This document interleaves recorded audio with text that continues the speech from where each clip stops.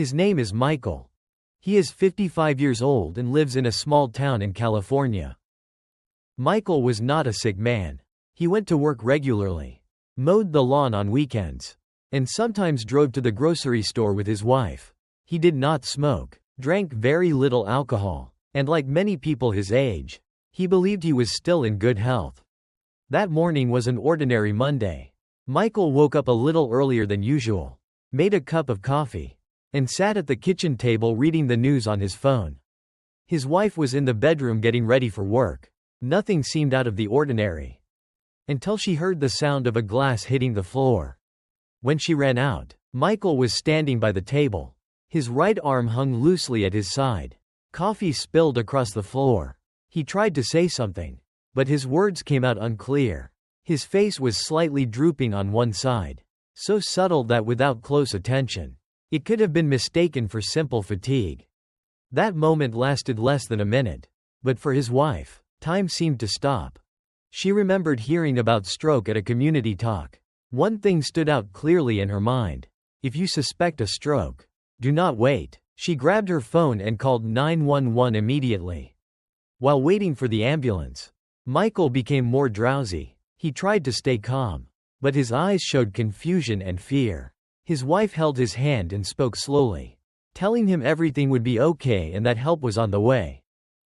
Less than 10 minutes later, emergency responders arrived. Michael was placed on oxygen and quickly checked for reflexes. At the hospital, doctors confirmed that he had suffered an ischemic stroke. The doctor told the family something very direct. What saved him was not luck. It was time, specifically, those first few minutes. If his wife had hesitated even a little, if she had assumed he was just dizzy, if she had tried to give him water or let him lie down, Michael might have spent the rest of his life living with severe disability. Today, Michael can walk, speak clearly, and return to his normal daily life. He has not forgotten that morning, and he has not forgotten what the doctor said. Stroke does not wait for anyone. And it does not only happen to the very old or the very weak. In the United States, many people in their 50s are still working, still driving, still believing that serious health problems are far away. But in reality, the risk of stroke begins to rise significantly after age 50, especially for those with high blood pressure, diabetes, high cholesterol, or long-term stress. What matters is not how healthy you think you are. What matters is whether you and the people around you know what to do when it happens. The first 3 minutes after a stroke begins can determine everything. During those minutes, the brain starts to lose oxygen. With every passing minute, damage can become permanent, and in that very short window, the actions of someone nearby can completely change the outcome. Many people panic. Many people act on instinct. But stroke does not allow trial and error. So in this video, I want to share with you things that are simple but extremely important. What to do immediately in the first 3 minutes. Actions that can protect the brain. And common mistakes that many people make without realizing it. Not to scare you, but to help you be prepared. Because a stroke can happen at any time. And when it does, you will not have time to learn what to do. The most dangerous moment of a stroke is not when the person collapses. It is the very first moment, when everything still looks unclear. Many people lose precious time simply because they are not sure whether what they are seeing is serious. The person is still awake, still breathing, sometimes even able to stand. And because of that, the brain is being damaged second by second without anyone realizing it. Imagine the person in front of you is your husband, your wife, your parent, or even yourself. When they try to smile, one side of the mouth does not lift. When they speak, their words become slurred or hard to understand.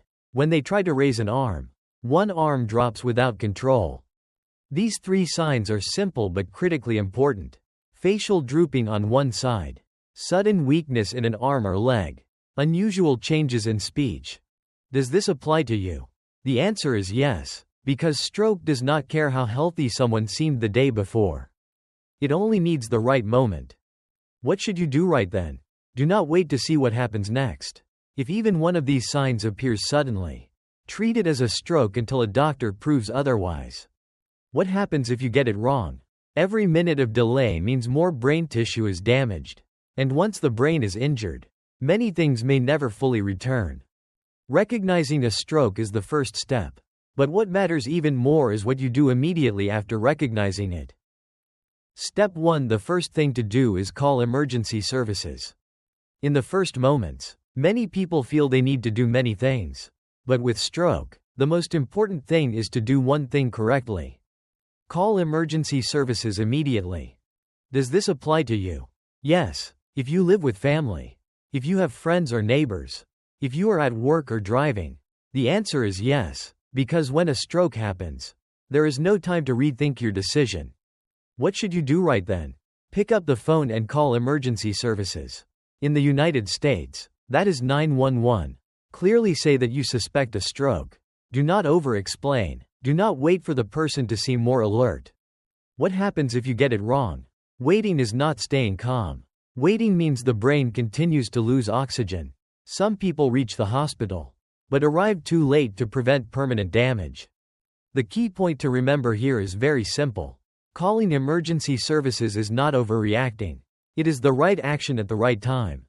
While waiting for the ambulance, many people are unsure what to do next. This is the part you need to remember clearly. Step 2. What to do while waiting for emergency services. Once you have called for help, your role changes from treating to protecting. The goal is not to make the person feel better, but to prevent the situation from getting worse. Does this apply to you? Yes, because many serious complications do not come from the stroke itself, but from mistakes made while waiting for help. What should you do right then? Place the person in a safe position.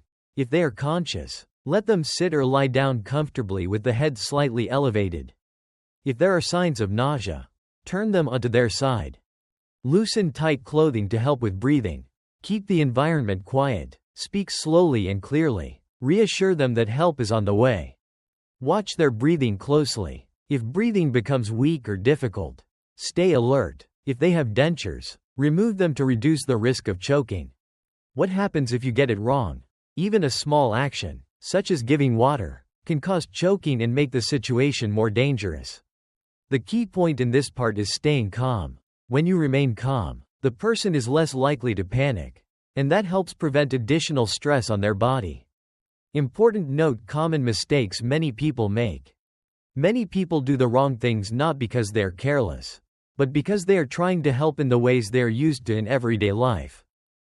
Does this apply to you? Yes, because the most familiar habits can be the most dangerous during a stroke. What should you do right then? Remember what not to do. Do not give food. Do not give water. Do not give medication. Do not massage forcefully. Do not try to shake or force the person to wake up. What happens if you get it wrong? The person may choke. They may stop breathing. Brain damage may become more severe. And these consequences can last for the rest of their life. The key point to remember: during a stroke, doing less correctly is better than doing more incorrectly. When the ambulance arrives, many people think their role is over. But in reality, there is still one very important thing you need to do. Step 3. Provide information to medical professionals.